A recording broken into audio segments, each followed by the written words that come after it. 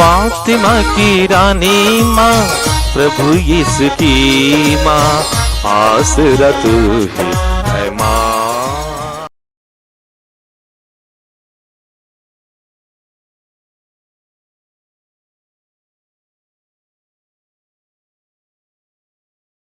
पहला पाठ प्रेरित चरित्र अध्याय 3 पद संख्याएं 13 से 15, 17 से 19 तक।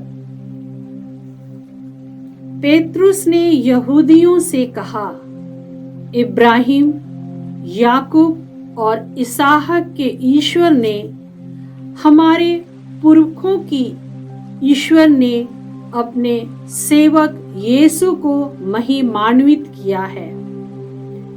आप लोगों ने उन्हें पिलातुस के हवाले कर दिया, और जब पिलातुस उन्हें छोड़ देने का निर्णय कर चुका था, तो आप लोगों ने उन्हें अस्वीकार कर दिया।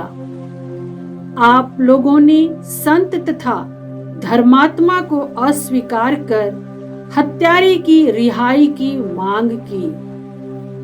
जीवन के अधिपति को आप लोगों ने मार डाला, किंतु ईश्वर ने उन्हें मृतकों में से जिलाया है। हम इस बात के साक्षी हैं। भाइयों, मैं जानता हूं कि आप लोग और आपके शासक भी यह नहीं जानते थे कि हम क्या कर रहे हैं। ईश्वर ने इस प्रकार अपना वह कथन पूरा किया जिसके अनुसार उसके मसीह दुख भोगने वाले थे, और जिसे उसने सब नबियों के मुख से घोषित किया था। आप लोग पश्चाताप कीजिए और ईश्वर के पास लौट कर आइए, जिससे आपके पाप मिट जाएं। यह प्रभु की वाणी है। ईश्वर को धन्यवाद।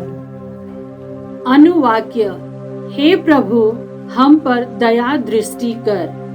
हे प्रभु, हम पर दया दृष्टि कर। हे ईश्वर, मेरे रक्षक, तू सदा मेरी प्रार्थना सुनता और मुझे संकट से छुड़ाता है। मुझ पर दया कर और मेरी प्रार्थना सुनने की कृपा कर। अनुवाक्य। हे प्रभु, हम पर दया दृष्टि कर। हे प्रभु, हम पर दया दृष्टि कर। यह समझ लो कि प्रभु अपने भक्त के लिए चमत्कार दिखाता है। प्रभु सदा मेरी प्रार्थना सुनता है। अनुवाक्य। हे प्रभु, हम पर दया दृष्टि कर। हे प्रभु, हम पर दया दृष्टि कर। हे प्रभु, हम पर दया दृष्टि कर।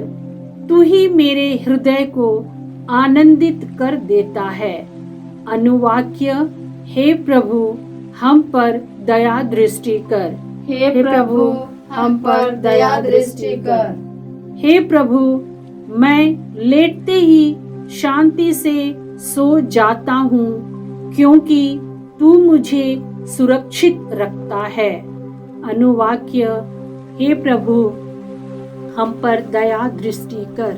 हे प्रभु, हम पर दया दृष्टि कर। दूसरा पाठ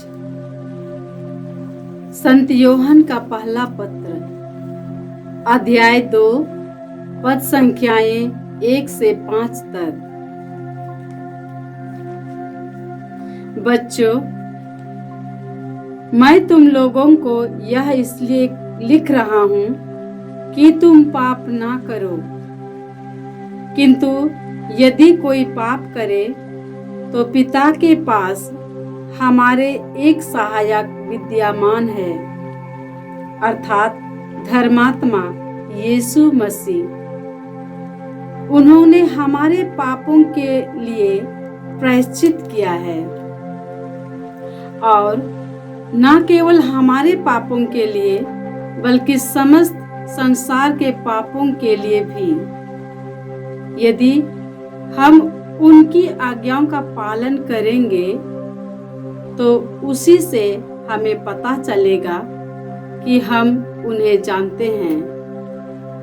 जो कहता है कि मैं उन्हें जानता हूँ किंतु उनकी आज्ञाओं का पालन नहीं करता, वह झूठा है और उसमें सच्चाई नहीं है। परंतु जो उनकी आज्ञाओं का पालन करता है, ईश्वर का प्रेम उसमें परिपूर्णता तक पहुंच गया है। प्रभु की वाणी। ईश्वर को धन्यवाद। जय घोष। आलेलुया, आलेलुया। हे प्रभु, हमारे लिए धर्म ग्रंथ की व्याख्या कर, हमसे बातचीत कर और हमारा हृदय उद्दीप्त कर दे। आलेलुया। प्रभु आप लोगों के साथ हो और आपकी आत्मा के साथ। संत लूकस के अनुसार प्रभु यीशु ख्रिस्त का पवित्र सुसमाचार। हे प्रभु तेरी महिमा हो।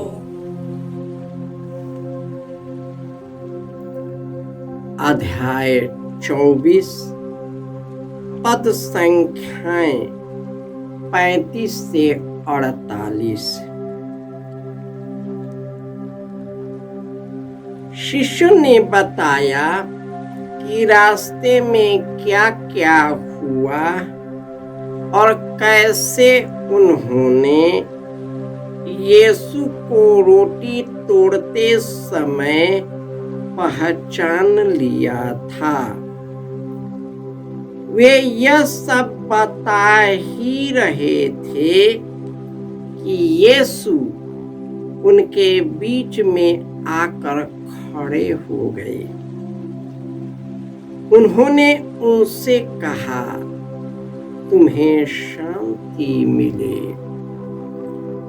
परंतु वे विस्मित और भयभीत होकर यह समझ रहे थे कि वे कोई प्रेत देख रहे हैं।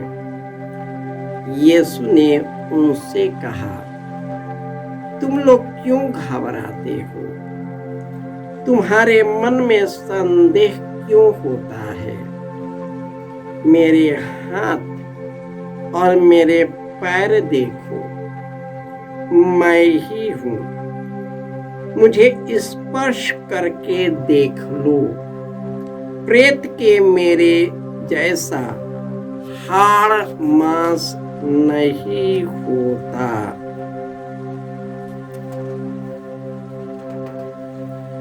उन्होंने यह कहकर उनको अपने हाथ और पैर दिखाए। इस पर भी जब शिष्यों को आनंद के मारे विश्वास नहीं हो रहा था, वे आश्चर्यचकित बने हुए थे। तो यीशु ने कहा, क्या तुम्हारे पास खाने को कुछ है? उन्होंने यीशु को भुनी मछली का एक टुकड़ा लिया। उन्होंने उसे लिया और उसके सामने ही खाया। यीशु ने उनसे कहा, मैं तुम्हारे साथ रहते समय तुम लोगों से कहा था कि जो कुछ मूसा की संहिता और नबियों में तथा भजनों में मेरे विषय में लिखा है, सबका पूरा हो जाना आवश्यक है। तब उन्होंने उनके मन का अंधकार दूर करते हुए उन्हें धर्म का मर्म उन्हें धर्म ग्रंथ का मर्म समझाया और उनसे कहा, ऐसा ही लिखा है कि मसीह दुख भोगेंगे तीसरे दिन मृतकों में से जी उठेंगे और उनके नाम पर यरूशलेम से लेकर सभी राष्ट्रों को पाप क्षमा के लिए पश्चाताप का उपदेश दिया जाएगा। तुम लोग इन सब बातों के साक्षी हो। यह प्रभु का सुसमाचार है। हे क्रिस्त तेरी स्तुति हो। ख्रिस्त में प्यारे भाइयों और बहनों, आज पास्का का तीसरा रविवार है। हम तीसरे रविवार में प्रवेश कर चुके हैं, जहां पर हम सुनते हैं जब उनके दो शिष्य यीशु के पास आकर यह बताने लगे कि कैसे उन्होंने यीशु को पहचान लिया। जब वे बता रहे थे और इस पर भी विश्वास नहीं हुआ, तो यीशु उनके बीच प्रकट हो गए। उन्होंने शांति का अभिवादन किया। आश्चर्य से और डर के कारण उन्हें विश्वास नहीं हो रहा था, तो उन्होंने अपने हाथ और पैर को दिखाया और इस तरह यीशु 40 दिनों तक विविध रूपों में दर्शन देते हुए यही संदेश दिया, देखो मैं मर गया था, अब मैं जी गया हूँ, अब से और अनंत काल तक जीवित रहूंगा। स्वर्गलोक और अधोलोक की कुंजियां मेरे हाथों में हैं। और इस प्रकार हम पढ़ते हैं दूसरे पाठ में संत पौलुस के यूहन्ना के पहले पत्र में कि प्रभु यीशु हमारे लिए दुख भोगा, समस्त संसार के पापों के लिए दुख भोगा।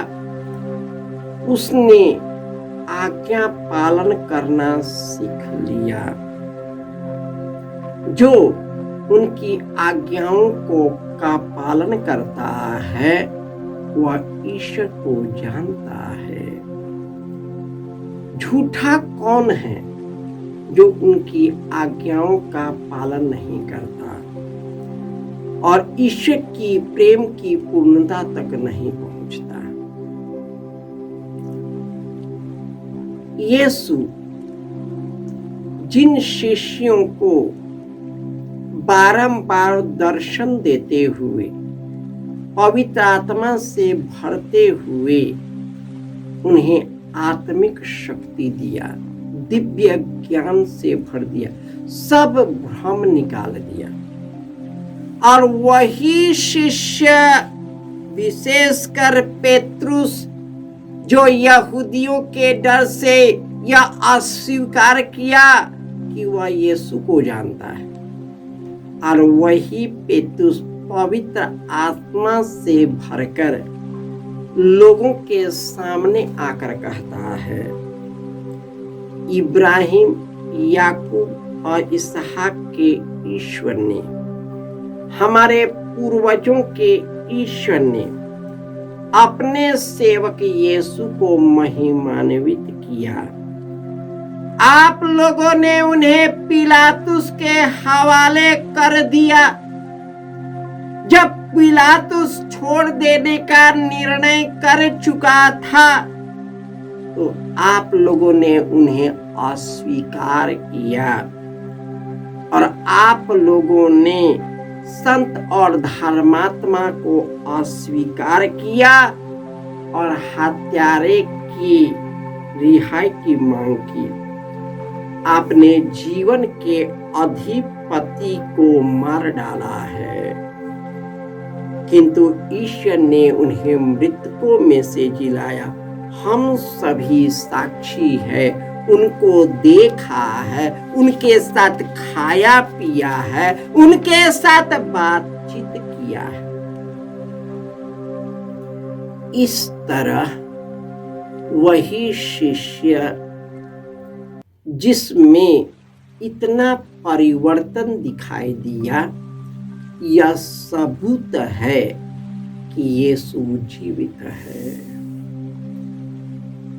यीशु को मिटाने के लिए राजा के राजा भी बहुत कोशिश किया, 350 वर्षों तक, लेकिन उनकी मिटा नहीं सका। वे सभी मिट गए, सड़ गए, गल गए, लेकिन पुनर्जीवित यीशु को मार नहीं पाए। अब नहीं होगा, हम पर अत्याचार किया जाएगा, हमको झूठा आरोप लगाया जाएगा, हमें हवालातों में ले जाया जाएगा, गलत गलत आरोप और केस पर केस ठोकेगा, लेकिन यीशु पुनर्जीवित को छू नहीं पाए, क्योंकि यीशु महिमान्वित है। ईश्वर, सर्वोच्च ईश्वर को न्याय करने का अधिकार है। तो जिस सामर्थ्य से वह पुनर्जीवित होकर आया है, वही न्याय करने हमारा और आप लोगों के लिए करेगा। आइए पश्चातापी हृदय से यीशु के पास लौट आए।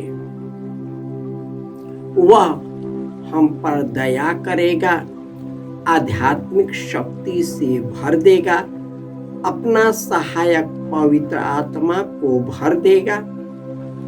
हम भी वही कार्य करेंगे। जब यीशु का नाम लेंगे, उसके नाम से हम जो कुछ मांगेंगे वह हमें जरूर पूरा करेगा। जय यीशु।